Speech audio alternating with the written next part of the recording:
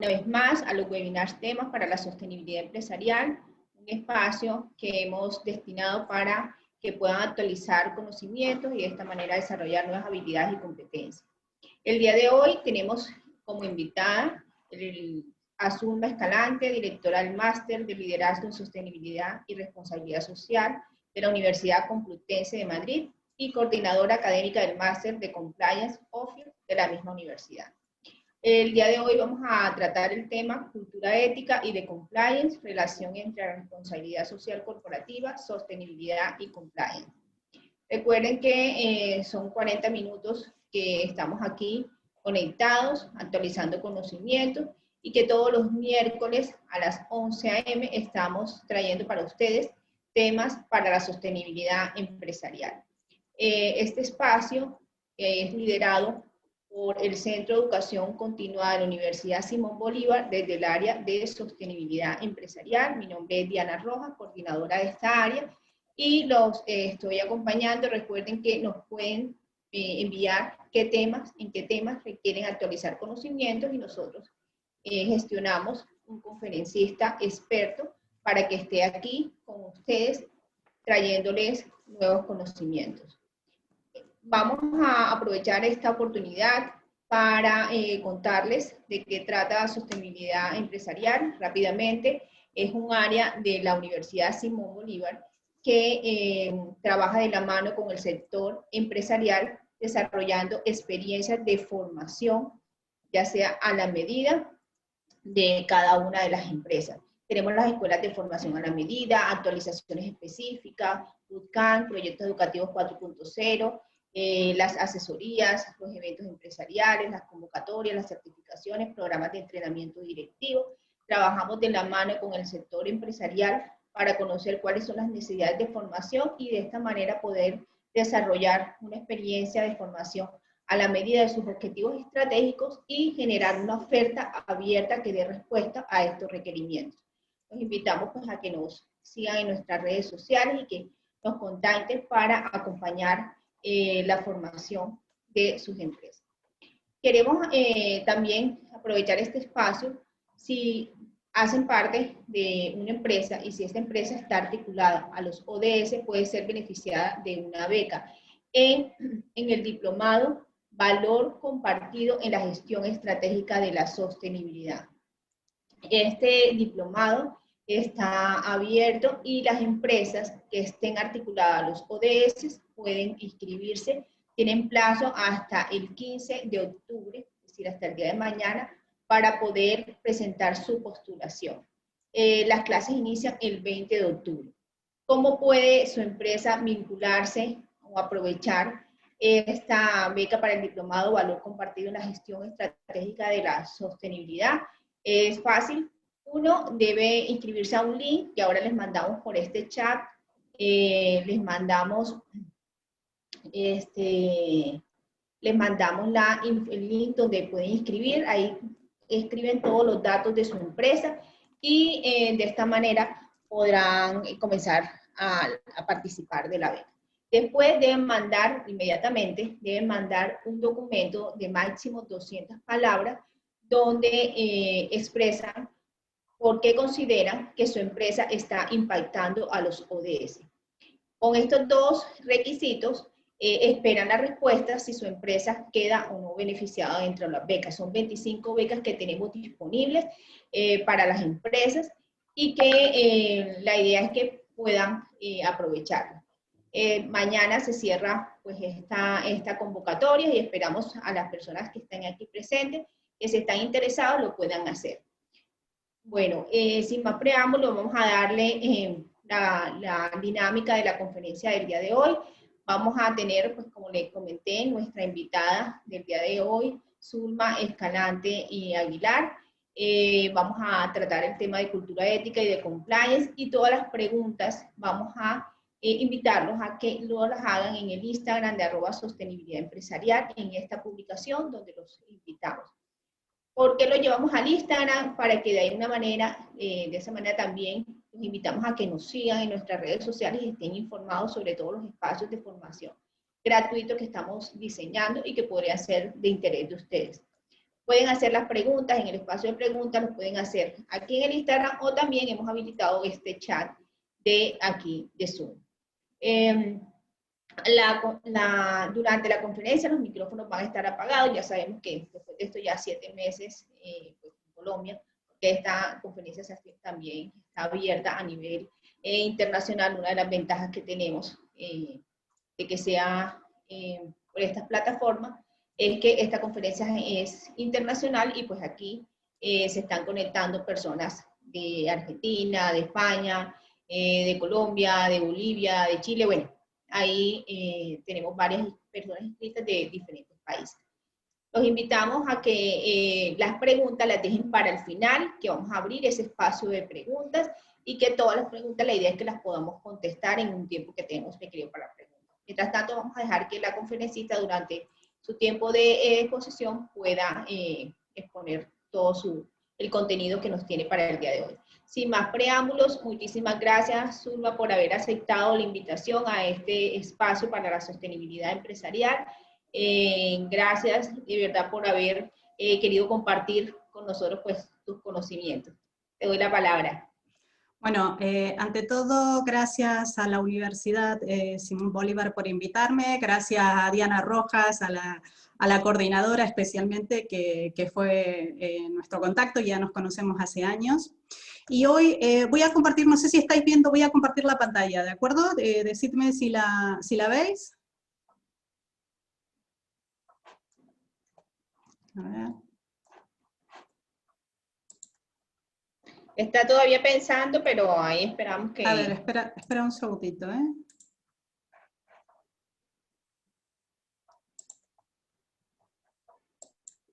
Es que antes la teníamos. ¿Ahora la estáis viendo, Diana?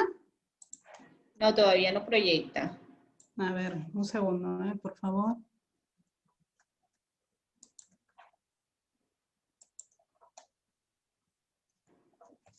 Ya está cargando. Vale, genial. Listo, entonces. Perfecto. ¿Sí? Vale, ahí ya se ve perfecto. Dice, se ha detenido la función de compartir. A ver, un segundo, vamos de nuevo.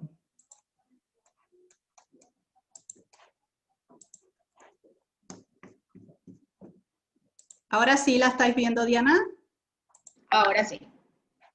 Ya. Ahora sí, ya la están viendo todos los invitados. A ver, un segundito. Bueno, ahora sí, ¿la estáis viendo? ¿Me escucháis bien? Perfecto. Bueno, genial. Buenos días a todos, gracias también a vosotros por acompañarnos este día. Buenas tardes para los que están de este lado del charco. Y hoy vamos a ver un tema que es de máxima actualidad, ¿no? Sobre todo el desarrollo de una cultura ética y de compliance, y qué relación tiene con la responsabilidad social corporativa. Yo os voy a contar mi experiencia desde el punto de vista español, ¿no? O sea, soy argentina, pero hace unos 20 años que vivo aquí, y me dedico, aparte de la docencia, a temas de consultoría. Entonces, os voy a contar sobre todo la parte más de derecho español y cómo se está desarrollando el compliance aquí en España. Pues empecemos entonces. Vamos a empezar con esto, ¿no? ¿Qué es esto de la ética?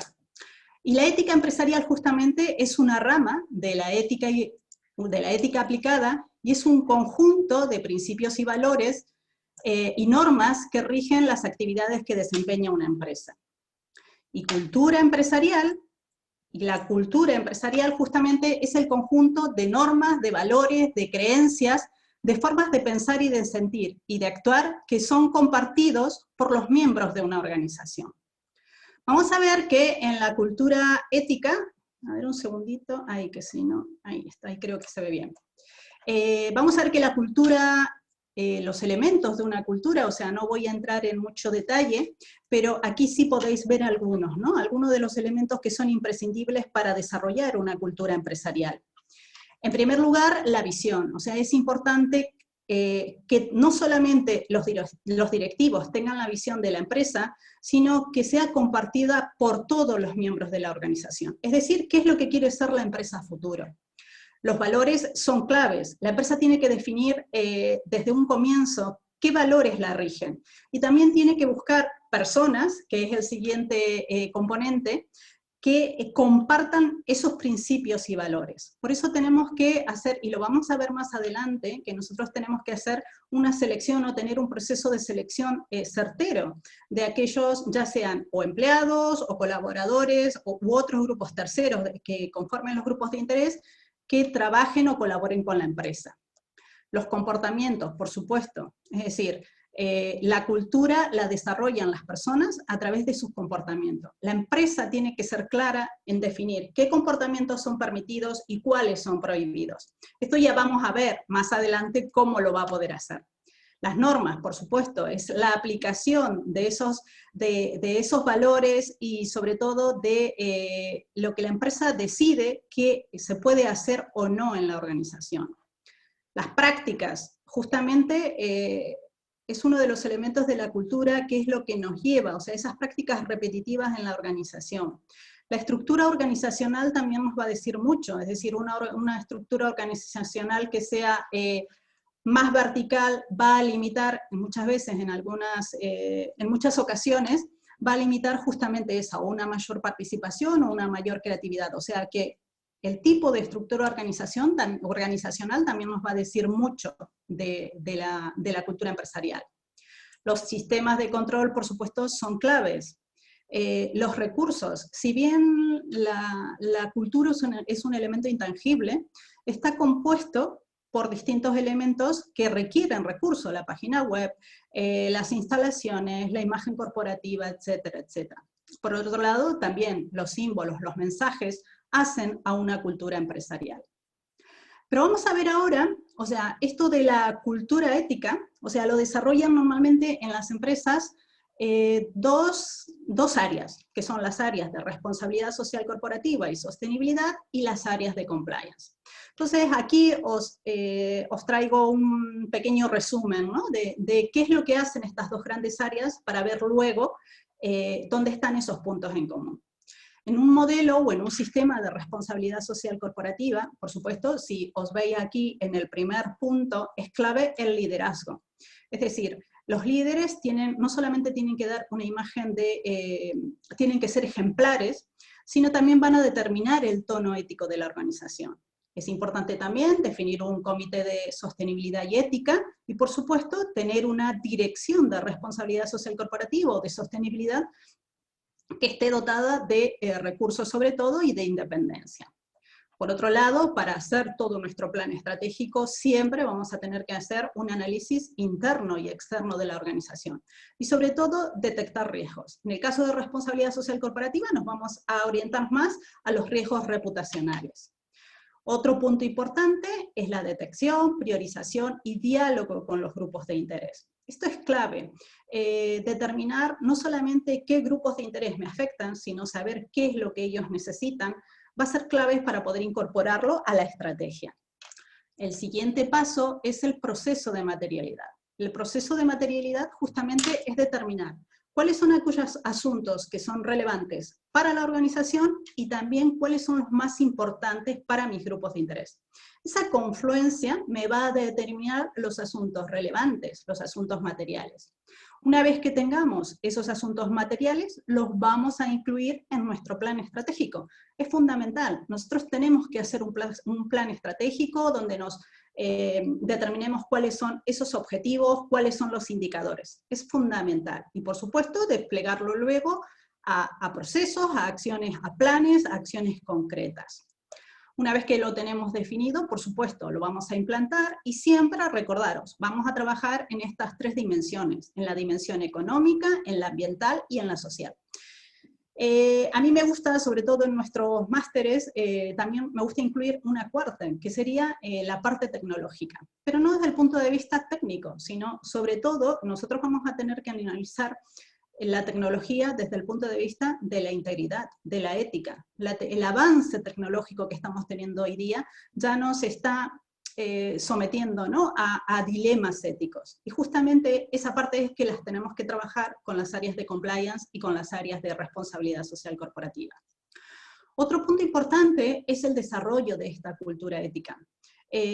muchos autores dicen que ya de por sí la responsabilidad social corporativa es un valor en sí mismo, ¿no? Y que cuando estamos implantando un modelo de compliance, un plan estratégico, perdón, de RCC, ya estamos desarrollando cultura ética. ¿Y cómo lo vamos a hacer? A través de la comunicación y de la formación. En comunicación, comunicación interna y externa, y la formación es clave.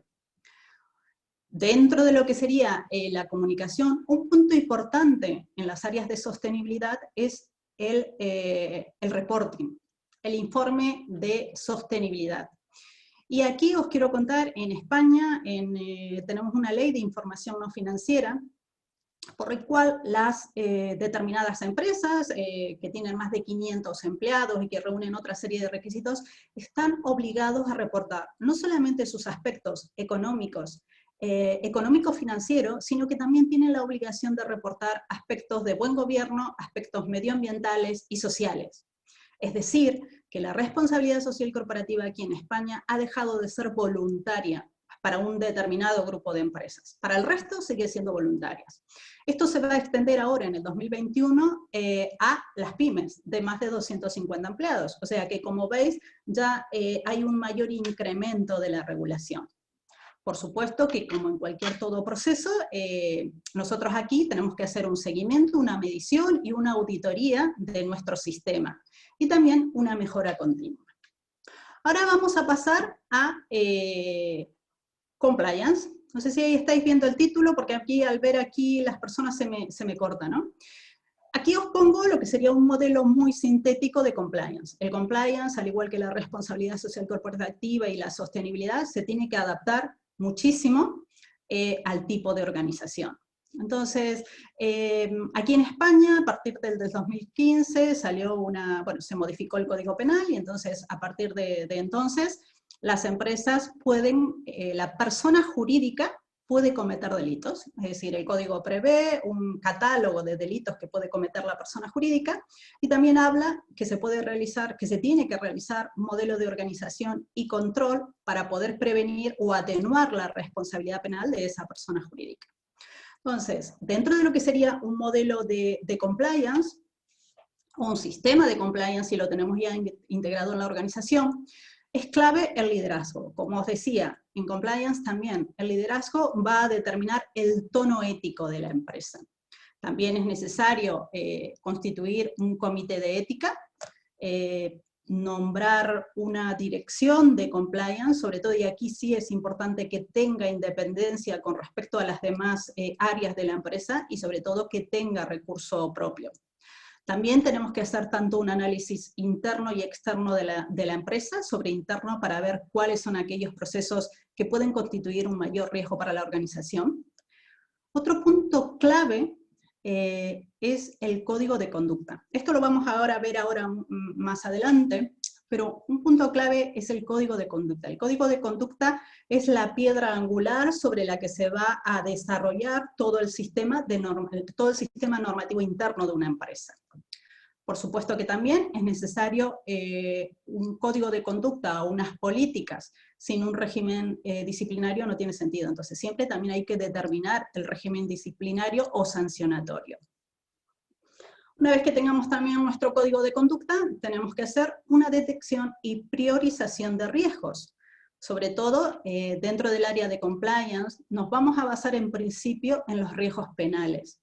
Como os decía, nosotros aquí tenemos un catálogo, creo que son alrededor de unos 37 delitos, pero lo lógico es que si nosotros vamos a hacer un compliance integral, también tengamos en cuenta los riesgos operacionales y los riesgos reputacionales, que son los que vamos a trabajar conjuntamente con las áreas de responsabilidad social corporativa. Y aquí, bueno, lo vamos a ver más adelante.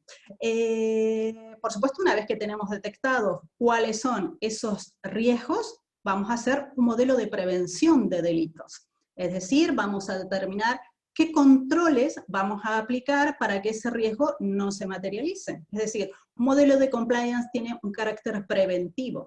Si el delito se cumple, se comete, hicimos mal nuestro modelo. Entonces, quedaros con esto. O sea, cada riesgo tenemos que establecer un sistema de control.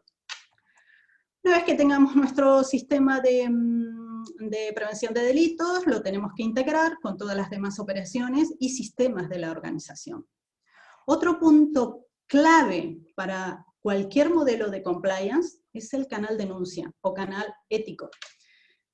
Y digamos que es el control por excelencia, por así decirlo, del código de conducta. Es decir, nosotros no solamente tenemos que decirles tanto a nuestros empleados, colaboradores y grupos de interés que pueden constituir un riesgo, como decir, por ejemplo, proveedores. O sea, hay empresas que ya tienen un código ético para proveedores, especialmente. Entonces, no solamente le tenemos que decir que si tenéis estas acciones podéis cometer un delito, sino que tenemos que habilitar un canal para que puedan, en el caso de que exista sospecha de que ese delito se pueda cometer, lo puedan denunciar, o en el caso de que ya el delito se haya cometido. El canal denuncia o canal ético es uno de los puntos claves de cualquier programa o sistema de compliance. Otro punto muy importante es el desarrollo de una cultura ética. Como os decía, esto también es un punto en común con las áreas de responsabilidad social corporativa.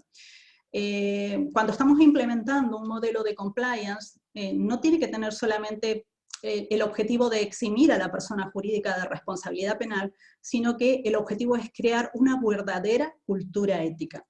Cuando estamos hablando de cultura ética, es decir, no solamente tenemos que tener desarrollados estos dos sistemas, sino que nosotros los tenemos que dar a conocer a nuestros grupos de interés, pero sobre todo lo que tenemos que lograr es el compromiso de que quieran aplicarlos. O sea, si no me remito ya a algunos grandes casos de escándalos de grandes empresas como Enron y otros, Fargo, es decir, eran grandes empresas que tenían un sistema de compliance, y en algunos casos hasta tenían el código ético firmado. Pero eso no basta, es decir, ya ahora vamos a ver cómo nosotros podemos trabajar con nuestros grupos de interés para que interioricen el código ético y toda la cultura, ¿no? Y por supuesto, como cualquier otro sistema, tenemos que hacer un seguimiento, una medición y una auditoría, y esto nos va a permitir hacer mejora continua de nuestro modelo. Ahora bien, ¿qué tienen en común estas dos áreas? Como os decía, por un lado tenemos las áreas de compliance, las áreas de RCC, y el gran paraguas es la sostenibilidad. Es decir, tanto las áreas de compliance como las áreas de responsabilidad social corporativa tienen por objetivo la sostenibilidad de la organización. Y aquí el punto en común va a ser la misión, la visión, los principios y los valores. Por supuesto que la ética y la cultura de compliance. Como os decía, los puntos que tienen en común entre compliance y sostenibilidad y RCC, o sea, son, en principio, el compliance es de debido cumplimiento. Creo que en Colombia hubo un proyecto de ley, tengo entendido, de cumplimiento, y sé que tenéis también normas de anticorrupción, de lavado de activos y demás. Entonces, como ya os conté, aquí en España tenemos un artículo específico de que hay que aplicar un modelo de cumplimiento. Entonces, por un lado, el compliance es de debido cumplimiento y la responsabilidad social corporativa es mayormente voluntaria. Desde el punto de vista español, o sea, porque ya es obligatorio para determinadas empresas. Después son áreas transversales, son complementarias, ambas buscan la sostenibilidad. Y por supuesto que yo siempre aconsejo que si se pueden trabajar de manera conjunta, o sea, hay áreas que hay una fina línea, ¿no? En que hay puntos que no se sabe si pertenecen a compliance, a responsabilidad social corporativa, y por eso siempre aconsejo. De hecho, nosotros en la universidad hemos trabajado proyectos conjuntos entre estos dos másteres. Como os decía, ambas desarrollan una cultura ética de integridad y de transparencia. Ambas gestionan riesgos. Unos van a gestionar más riesgos reputacionales y otros más riesgos legales. Ambas facilitan la rendición de cuentas e informan al Consejo de Administración. Por otro lado, ambas áreas comunican, sensibilizan y forman en temas de ética y de integridad. Controlan, evalúan el desempeño de los sistemas y de las personas. Y por otro lado, el compliance va a velar por el cumplimiento de los compromisos voluntarios que normalmente son asumidos por las áreas de responsabilidad social corporativa. Ahora bien, esto es un pequeño gráfico de cómo podemos ir avanzando, ¿no?, en el desarrollo de nuestra cultura ética. En principio tendríamos aquí nuestras obligaciones legales, que nos va a afectar sobre todo por nuestro sector, por el tipo de negocio, y cuando estoy hablando de compliance no solamente va a afectar a empresas, sino una ONG tendría que tener un modelo de cumplimiento de ética y de integridad, o una empresa pública, o un ayuntamiento, o una institución pública. Todos deberían tener un modelo de cumplimiento e integridad. Entonces, ya una vez que cumplimos con las obligaciones legales que nos afectan, lo lógico sería desarrollar un modelo de prevención legal. El segundo punto, ya con un segundo escalón, es cuando cumplimos con todas nuestras exigencias, no solamente las penales, sino también cumplimos hasta con aquellas disposiciones que nos pueden afectar una pequeña multa. El nivel más avanzado justamente es el que comparten, ¿no? Desarrollar todo un sistema de cumplimiento normativo con las áreas de responsabilidad social corporativa, y aquí no solamente vamos a velar por el cumplimiento de lo que nos exige la ley, sino también por los compromisos voluntarios. Hoy en día ya sabéis que muchas veces los compromisos voluntarios pueden tener un alto impacto reputacional si no son cumplidos. Entonces, las áreas de compliance siempre van a estar vigilando ese cumplimiento. Y por supuesto que todo esto va a tender a alcanzar la sostenibilidad de la empresa. Y cuando estamos hablando de sostenibilidad, siempre estamos considerando las tres dimensiones: la económica, la ambiental y social. Es decir, que haya un crecimiento o un desarrollo, pero siempre respetuosa de los derechos humanos y sobre todo de los recursos naturales que tenemos. Para poder desarrollar una cultura de ética y de integridad en compliance, no lo podemos hacer solo desde las áreas de compliance, sino que, como vamos a ir viendo a lo largo de la charla, tenemos que trabajar con muchas áreas, con otras áreas. Por supuesto que con las áreas de gobiernos corporativos, porque como ya os dije, el liderazgo de estas áreas es clave para poder desarrollar nuestra cultura ética. Con los departamentos de recursos humanos, porque cuando estamos trabajando formación, comunicación, lo estamos haciendo por personas. Vamos a ver que cuando hagamos, por ejemplo, un plan de formación, vamos a tener en cuenta justamente los riesgos de las personas y de los puestos de trabajo. Con los departamentos de formación clave, los departamentos de marketing, porque nos pueden ayudar a ser mucho más atractiva y tener un mayor impacto con nuestras campañas de desarrollo de cultura ética. Con los departamentos de responsabilidad social corporativa, como ya os dije, sobre todo por esos compromisos voluntarios, y por supuesto con el departamento de comunicación. La comunicación es fundamental para poder desarrollar una cultura ética. Ahora bien, nosotros, como os decía, no basta con que tengamos estos dos sistemas implantados. Es necesario que desarrollemos también un plan de cultura ética, y para ello tendríamos que trabajar con todos nuestros grupos de interés y sobre todo hacer un primer diagnóstico para ver cuál es la situación en la que se encuentra nuestra organización. Como ya os dije, pueden ser públicas, privadas, pymes, multinacionales. Diseñaríamos nuestro plan de cultura ética, y aquí sí, en el diseño tenemos que tener en cuenta, tenemos que tener muy claro cuáles son los objetivos, cuáles son los procesos, cuáles son las acciones, cuáles son los indicadores. Implantamos, si hicimos un buen diseño de nuestro plan de cultura ética, no tendríamos que tener problema a la hora de la implantación, tendremos que controlarlo. Evaluamos, es fundamental que evaluemos nuestra cultura ética. Ahora al final vamos a ver cómo se puede medir una cultura ética. Y eso nos va a llevar a implementar un proceso de mejora continua. Es decir, nosotros no solamente tenemos que dar a conocer cuáles son los principios, los valores que rigen nuestra organización, sino que tenemos que lograr que nuestros grupos de interés las interioricen y quieran aplicar esos principios, esos valores y esas normas que determina la organización.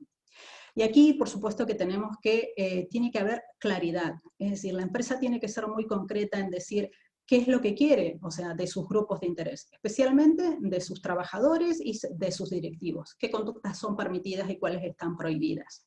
Ejemplaridad, aquí es fundamental, como ya os vengo diciendo, la ejemplaridad de la alta dirección, de la cúpula directiva. Por otro lado, es clave el compromiso. Si yo tengo buenos ejemplos, vamos a lograr un mayor compromiso por parte de nuestros empleados. Apertura, es decir, no solamente tengo que determinar, no sé qué ha pasado aquí, no solamente tengo que determinar, no sé qué está pasando, Diana, no sé si me puedes ayudar, alguien está tocando, pero no sé si te fijas. Diana, gracias. Como decía, o sea, apertura, es decir, apertura de los directivos de compliance y de responsabilidad social corporativa para que ante un dilema ético, es decir, tiene que haber una apertura de estos responsables para decir cuál es la acción que podemos hacer, cuáles son las permitidas. Y por otro lado, tiene que haber transparencia. Transparencia en nuestras comunicaciones. Si hacemos un plan de, por ejemplo, si hacemos nuestro plan de cultura ética, no solamente tenemos que comunicar cuáles son los logros, sino también en el caso de que haya un incumplimiento, tenemos que ser transparentes en esa comunicación. Ahora bien, ¿cuáles son esas herramientas que nosotros tenemos para poder desarrollar la cultura ética? Un punto fundamental, como os decía, es el liderazgo de la empresa. Es decir, lo vamos a ver ahora que tiene que partir ya, cuando desarrollemos nuestro código de conducta, tiene que estar la firma de la máxima autoridad de la organización. El liderazgo de una organización va a determinar el tono ético de la empresa. Y es importante que logremos ese liderazgo, no solamente por el compromiso y la ejemplaridad que puede tener para el resto de la compañía, sino también para evitar riesgos. Hay ciertas estadísticas que dicen que muchas veces, o sea, los mayores riesgos que tiene una empresa están justamente en la alta dirección en función de determinados tipos de negocio, ¿no? Por otro lado, tenemos que trabajar también la misión, la visión y los valores. Y aquí las áreas de compliance tienen que ser capaces de bajar esos valores a conductas concretas. Y por supuesto que si nosotros tenemos implantado un modelo de compliance, un programa de compliance o un sistema de compliance, también lo incorporemos en la misión y la visión, y viceversa. Otro punto clave son los patrones de conducta. Y aquí, cuando hablamos de patrones de conducta, vamos a tener el código de conducta y las políticas. Me voy a detener solamente en el código de conducta porque sí, este es un punto clave que nos va a servir no solamente para las áreas de compliance, sino también para las áreas de responsabilidad social corporativa y sostenibilidad. ¿Qué es un código de conducta o código ético? Aquí la diferencia, sobre todo, el código ético tiene un carácter mucho más aspiracional y el código de conducta es mucho más explícito a la hora de ser redactado. Determinas más cuáles son aquellas conductas que están permitidas o las prohibidas, ¿no? Pero un código ético de conducta es una relación formal y expresa de los principios, de los valores, de los estándares o reglas de comportamiento que orientan las decisiones, los procedimientos y sistemas de la organización. Es decir, es la piedra angular de todo nuestro sistema normativo interno. Hay un directivo aquí de España, una de las grandes empresas, que dice que el código ético es la constitución para la empresa. Es decir, sobre esta piedra angular vamos a ir desplegando todo el sistema normativo interno. Y ahí vamos a tener normas de primer rango, como puede ser el código de conducta, y luego normas de segundo nivel, como podrían ser las políticas. Es decir, podemos hablar código de conducta, la política de compliance, y por debajo podría estar, por ejemplo, la política de anticorrupción, la política de antilavados. Ahora bien, me encantaría poder desarrollar más el código ético, el código de conducta, pero por tiempo no podemos. Entonces vamos a hacer aquí una breve descripción de lo que tendría que tener un código de conducta. En primer lugar, es importante definir la finalidad y el ámbito de aplicación. Y aquí, por supuesto, es clave que vaya la carta del presidente, tenemos que hacer relación a la misión, a la visión, a los objetivos y el alcance, tanto geográfico como nuestros grupos de interés. Como os decía, ya hay empresas que tienen sus códigos de conducta específicos para proveedores. Otro punto clave son los principios éticos. No solamente es importante definir cuáles son esos principios, cuáles son esos valores que rigen la organización, sino que nosotros también los tenemos que hacer referencia y expresarlos en nuestro código de conducta. Luego estarían las pautas de conducta. Este es el punto fundamental de cualquier código. Es decir, aquí la empresa tiene que ser muy clara en definir qué conductas están permitidas y cuáles son las prohibidas o las deseadas. Pero tiene que ser de manera clara, precisa, explícita. Aquí vamos a poner, no sé, los temas de anticorrupción, de lavado, de conflictos de interés, políticas de regalos, privacidad, etcétera, etcétera. Va a depender del tipo de empresa y del tipo de negocio. Otra parte clave también es la eficiencia y el cumplimiento del código ético. Es decir, tenemos que definir cuáles son las sanciones o régimen disciplinarios en el caso de que haya un incumplimiento, ¿no? Si no, no tiene sentido. Siempre el código tiene que dejar explícitamente el régimen disciplinario. Por otro lado, también es importante que revisemos el código de conducta y que lo actualicemos. Volvamos a nuestro cuadro anterior. Como os decía, no solamente tenemos dentro de lo que serían los patrones de conducta, no solamente tenemos el código, sino también tenemos las políticas. Y las políticas también son complementarias al código ético. Y las políticas nos van a permitir trabajar o expresar de una manera más concreta en temas específicos. Por ejemplo, temas de anticorrupción, temas de soborno, temas de antilavado, etcétera, etcétera. Y aquí, como os decía, todo esto va a conformar nuestro sistema de ordenamiento interno de la empresa. Por lo tanto, lo tenemos que sistematizar como si fuera un externo. Hay que sistematizarlo, protegerlo, etcétera, etcétera. Otro punto importante que que tenemos que tener en cuenta para desarrollar nuestra cultura ética son las políticas retributivas. Es decir, nosotros al fijar los objetivos a nuestros empleados, tienen que ser objetivos alcanzables, realizables. Si ponemos objetivos muy altos, ahí es cuando objetivos más altos es cuando mayor riesgos tenemos. Entonces, estos objetivos tienen que ser acordes a nuestra cultura ética. Es decir, podríamos poner, por ejemplo, dentro de los bonus variables, no solamente lo podemos relacionar a temas cuantitativo, sino que lo podríamos relacionar, por ejemplo, con temas de cumplimiento de temas de medio ambiente, reducción de sanciones, todos aquellos temas que sean quizás más cualitativos y que pueden estar relacionados tanto con responsabilidad social corporativa o con sostenibilidad. Otro punto importante es la diligencia debida en las relaciones. Esto es lo que os decía antes, que está muy relacionado también con la reputación o la relación que hay entre responsabilidad social corporativa y gestionar la reputación de la empresa. Cuesta mucho construir la reputación de una empresa para que vengan determinados empleados o determinados grupos de interés y que no las destruyan. Entonces aquí nosotros tenemos que establecer un proceso claro para analizar o para ver la integridad de esa persona, ya sea nuestros directivos o empleados que puedan significar un mayor riesgo para la organización, o nuestros partners, o nuestros proveedores. Tenemos que establecer un proceso clave, una debida diligencia para analizar la integridad de nuestros colaboradores.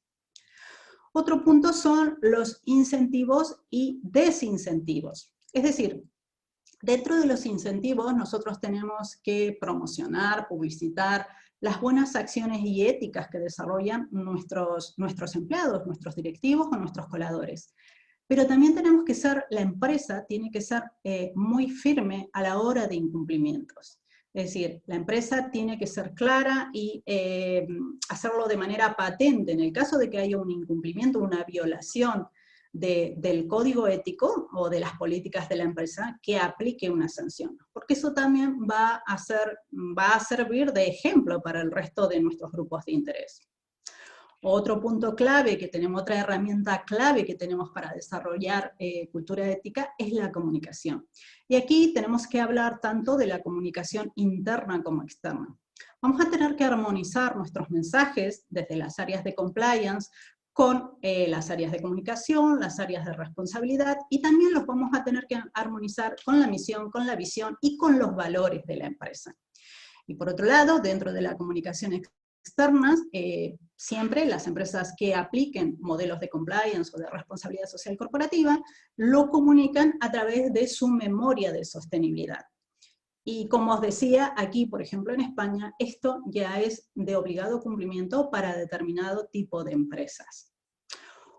Otras herramientas que tenemos conjuntamente con la comunicación son las herramientas más importantes que tenemos para calar en la organización, y es la formación. Aquí vamos a tener que hacer un plan de formación en cumplimiento, y para poder determinarlo vamos a tener que tener en cuenta, clave o primordialmente, el nivel de riesgo que pueden tener determinados grupos de interés o determinados empleados.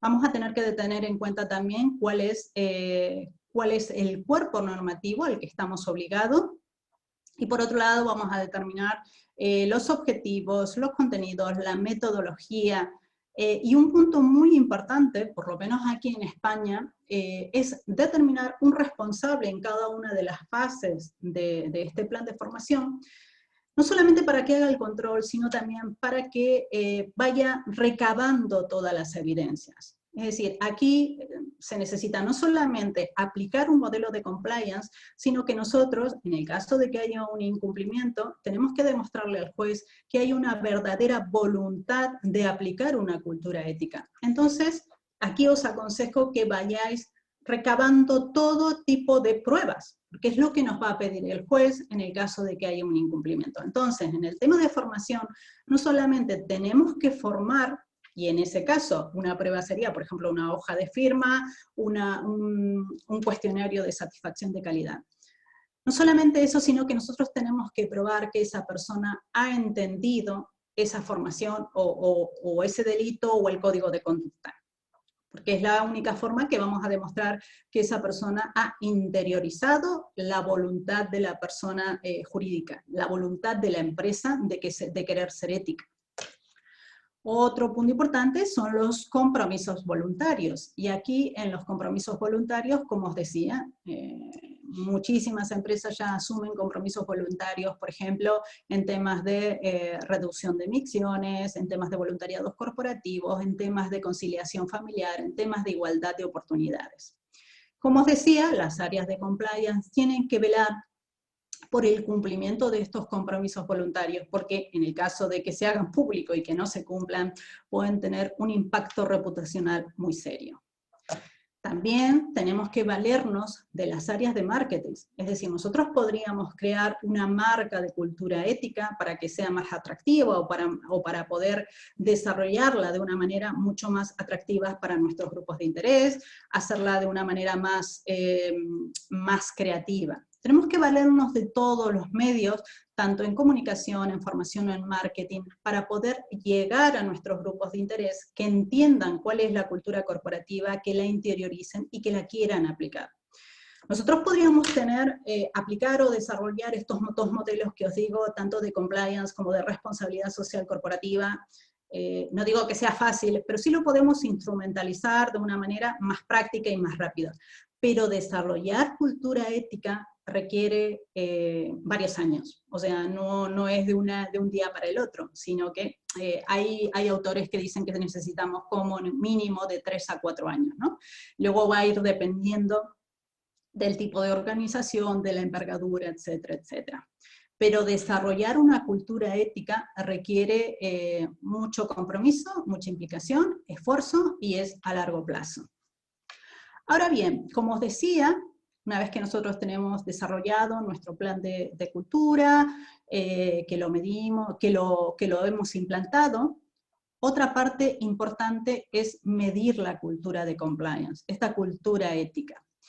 ¿Cómo lo hacemos? Nosotros vamos a tener por un lado lo que sería la cultura desarrollada y por otro lado la cultura percibida. Dentro de la cultura desarrollada, por supuesto que podemos hacer medición de los resultados e impacto del plan de formación. Como os decía, no solamente tenemos que medir los resultados, es decir, cuántas personas asistieron a nuestros planes de formación, sino que también tenemos que medir el impacto, es decir, si ese empleado ha comprendido y está aplicando eso dentro de la empresa. Otro punto que podemos hacer es medir los resultados de las acciones de sensibilización y comunicación, de nuestras campañas de comunicación. Los resultados del canal ético o de comunicación. Otro punto que podemos medir es el sistema disciplinario sancionador. Si bien nosotros en principio nos tenemos que atener a lo que diga el régimen jurídico laboral o los convenios colectivos que tenga la empresa, como de hecho la empresa también puede aplicar y determinar su propio régimen sancionador. Por otro lado también la medición del sistema de remuneración que esté más ligado a ética, a cumplimiento y a responsabilidad social y corporativa. Esto que hablábamos, los otros bonos, ¿no? Que no sean tanto cuantitativos, sino quizás más cualitativos. En cuanto a la cultura percibida, aquí sí, ya vamos a ver que muchas veces sí lo puede hacer la empresa de manera directa y si no ya hay otras instituciones que miden esa percepción, ¿no? Dentro de lo que serían, por ejemplo, nuestros clientes, dentro de la encuesta de satisfacción, también podríamos poner preguntas respecto a cómo nos están viendo desde el punto de vista ético, si nos consideran una empresa ética o no. Los proveedores también, o sea, cuando estamos haciendo las encuestas de relación, podemos incluir preguntas de percepción ética. Con los trabajadores, en las encuestas de climas o en los estudios, por ejemplo, de Workplace.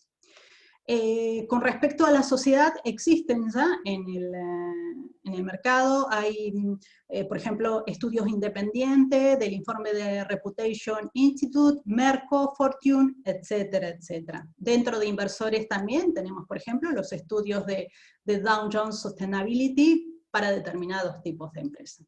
Es decir, esto es importante. Nosotros no solamente tenemos que desarrollar nuestra cultura ética, sino que también tenemos que medirla, porque eso va a poner en valor el trabajo que estamos haciendo y sobre todo nos va a permitir mejorar. Y bueno, esto es un poco el panorama que os quería dar y aquí os dejo, como dice mi paisana Mafalda, ella dice, sonamos muchachos, resulta que si uno no se apura a cambiar el mundo, después es el mundo el que lo cambia a uno. O sea, que no soy tan ambiciosa como ella, pero sí creo que nosotros, a través del compliance y de la responsabilidad social corporativa, podemos hacer organizaciones mucho más éticas, más sostenibles, respetuosas del entorno económico, social y ambiental, y os animo a trabajar estas áreas, tanto las áreas de compliance como de la responsabilidad social corporativa de manera conjunta. Así que nada, Diana, ya ahí, y después también tenéis, bueno, ahora vamos a ver las preguntas, pero si no también tenéis mi contacto en LinkedIn, por si tenéis alguna duda o os puedo ayudar en algo. Muchísimas gracias, Zulma. Gracias por esta intervención, realmente fue bastante amplia. Vamos a abrir el espacio de preguntas, como les contábamos. La idea es que hagan las preguntas directamente en la publicación, en el Instagram de @sostenibilidad empresarial, en la publicación de esta invitación. Igualmente las pueden hacer aquí en el chat de Zoom y ya las vamos leyendo. Vamos a dar unos segundos, voy revisando en el Instagram para ver si ya nos han mandado alguna pregunta por este lado.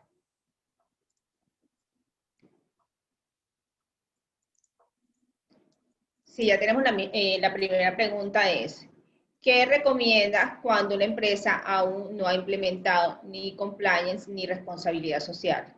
¿Con cuál debería iniciar? Dilema serio, depende en qué país te encuentres. Porque, por ejemplo, si fuera aquí en España, te diría que empieces por un modelo de cumplimiento, porque en el caso corres mucho riesgo, sobre todo tus autoridades, ¿no? porque en el caso de que cometas un delito, la única manera de que un juez te atenuaría esa responsabilidad o te eximiría sería aplicando un modelo de compliance.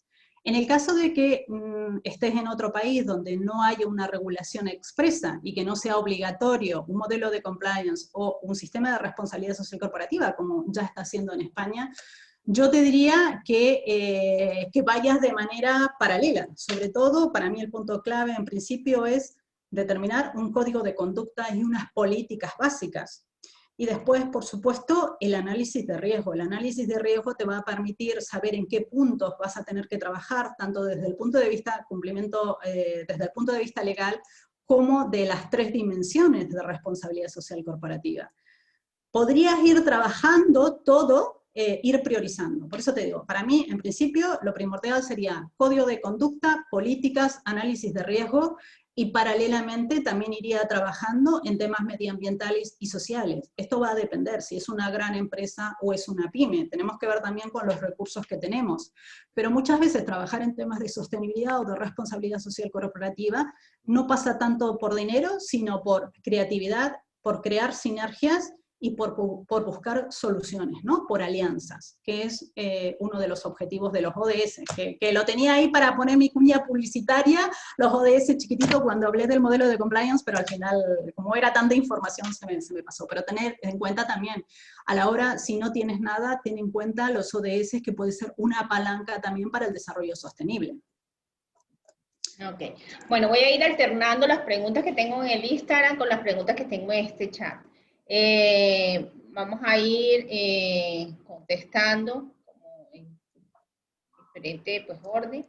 Y es... Diana, sí, perdón, complementando lo por la pregunta anterior, el hecho de que no estéis obligados en los países donde estáis, sí es importante, si vosotros ya sois capaces de implementar un modelo de compliance antes, esto os va a traer muchísimos beneficios, porque en el caso de la tendencia en todos los países va a ser a una mayor regulación en estos temas. Entonces, si tenéis un modelo de compliance y de RCC implementado, os va a permitir adelantarse a esa regulación, vais a tener un incremento de vuestra reputación, vais a retener mejor el talento, y sobre todo inversionistas, porque los inversores están buscando ya, sobre todo los que buscan más fondos más éticos, van directamente a estas cuestiones, si tienen un modelo de ética y de integridad, y ahí siempre van. Temas de buen gobierno, temas sociales, cómo se cuida a sus empleados, temas de medio ambiente.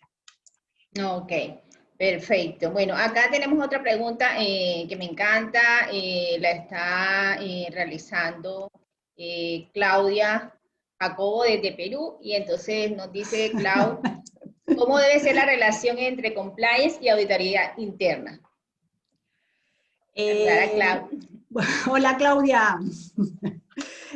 Ahí, por supuesto, las áreas de compliance tienen que ser independientes. Las áreas de compliance tienen que ser independientes de las áreas de auditorías. Aquí, sobre todo, ya os digo, en España se da una casuística bastante extensa, ¿no? Muchas veces las áreas de compliance dependen de auditoría, en otros casos dependen de las áreas jurídicas.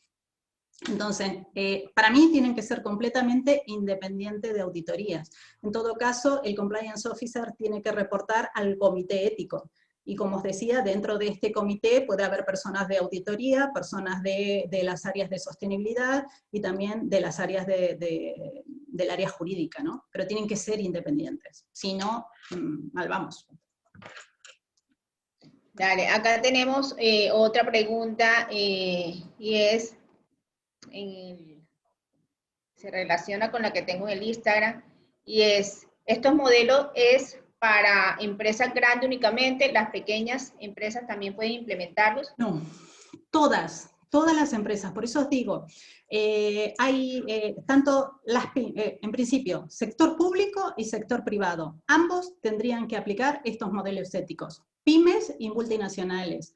Hay ya infinidad de recursos gratuitos, sobre todo si os metéis en páginas de España, ya hay un montón de herramientas que son gratuitas donde os enseñan, sobre todo a las pymes, y estoy hablando pymes muy pequeñitas de quizás 6 empleados, podrían desarrollar un modelo ético de compliance y también un modelo de responsabilidad social corporativa. Os invito, si queréis, mirad, este año justamente uno de los proyectos que tuvimos en Compliance, en el Máster de Compliance Officer, fue diseñar una herramienta muy sencilla para pymes. Y si os metéis en el IOC, en el Instituto de Oficiales de Cumplimiento, que es con la asociación que lo hemos realizado desde la universidad, ahí tenéis un modelo muy sencillo para empresas pymes, que quizás, y encima os dan dos ejemplos muy claros, de un taller de coches, creo que era, y de otra empresa también con un número más alto de empleados, pero siempre estábamos hablando de pymes. Estos modelos éticos, como os digo, por supuesto que se requieren recursos, pero muchas veces no pasa tanto por recursos económicos, sino por vuestra creatividad y la voluntad de la persona jurídica de querer aplicarlos. Todas las empresas tendrían que aplicar un modelo de compliance y por supuesto también trabajar las áreas de responsabilidad social corporativa y sostenibilidad. Yo no me estoy centrando tanto en las áreas de responsabilidad y social corporativa porque entiendo que es lo que estuvisteis viendo, ¿no? En estas charlas. Entiendo, Diana, tú que las estuviste organizando. Entiendo sí, qué es lo que estuvisteis viendo. Entonces, por eso no hago tanto hincapié en las áreas de responsabilidad y social corporativa, pero son claves. Como os digo, tenéis que trabajarlas ambas. Ok. Bueno, la siguiente pregunta, hay dos preguntas más que voy a contestar. Una con relación hacia estas conferencias. Estas conferencias se van a montar en YouTube de sostenibilidad empresarial y van a poder acceder a ellas. La información, si la persona se registraron en el link para ingresar a la charla, pues les va a llegar información relacionada, pero no la conferencia como tal.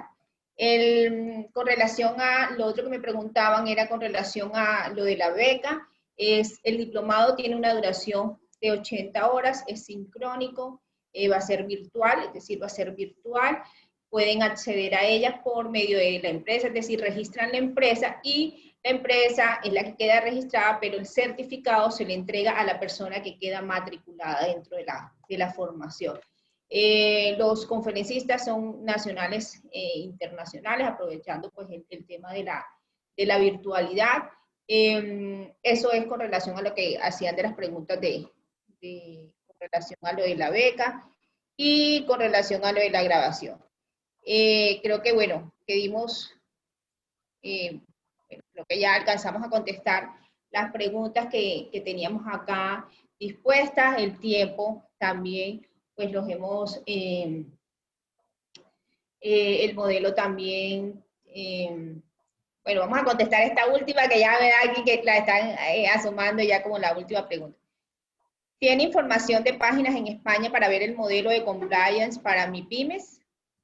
Sí, ya os digo, si os metéis en el Instituto de Oficiales de Cumplimiento, así, vais a ver que dentro de las herramientas que ofrece ese instituto hay justamente una herramienta de compliance para pymes, que la desarrollamos nosotros en mi universidad y con mi...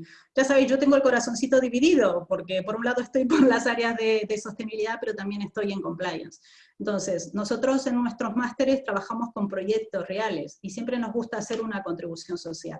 En este caso, esta herramienta que os digo, os va a explicar por qué es importante para una pyme, cómo la podéis desarrollar, y encima tenéis dos herramientas muy sencillitas en Excel, que os va a permitir hacer primero un autodiagnóstico, y por otro lado también hay una herramienta muy sencilla para determinar los riesgos penales. Pero claro, esos riesgos penales es del catálogo de delitos que prevé el Código Penal. Pero ahí están, digamos, todos. Anticorrupción, conflictos de intereses, regalos, lavado, fraude. O sea que vosotros eso lo podéis adaptar a vuestros países. Ok. Muchísimas gracias, Zulma, por este espacio. Muchísimas gracias a las personas que se conectaron. Les dejamos aquí, pues, que viene dentro de la agenda. Recordamos que este es un espacio que se da todos los miércoles a las 11 a.m.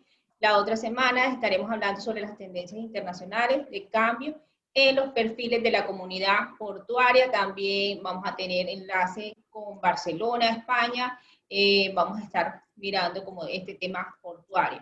La idea es estos temas los seguidores del Instagram, por eso los invitamos a que nos sigan en nuestras redes sociales, y las diferentes empresas con las que tenemos relacionamiento nos hacen requerimientos de formación y así generamos nuestra agenda mensual. Esto para que se programen, para que nos contacten y nos digan en qué tema requieren actualizar conocimiento. Gracias por haberse conectado una vez más a este espacio. Gracias, Zulma, nuevamente por estar aquí con nosotros. Muchas gracias, Diana, a ti, a la Universidad Simón de Bolívar y por supuesto a todos los participantes que estuvieron allí. Nada, también tenéis, ya os digo, si cualquier duda que tenéis me podéis buscar en LinkedIn y ahí en lo que pueda ayudaros o pasaros páginas o cosas que se están haciendo en España y que vosotros la podéis adaptar a vuestros países. Así que nada, seguimos en contacto y un abrazo y cuidaros mucho, que aquí por lo menos en Madrid se está poniendo complicado otra vez con la pandemia, o sea que cuidaros mucho en vuestros países. Estamos en contacto. Gracias. Adiós. Chao. Chao.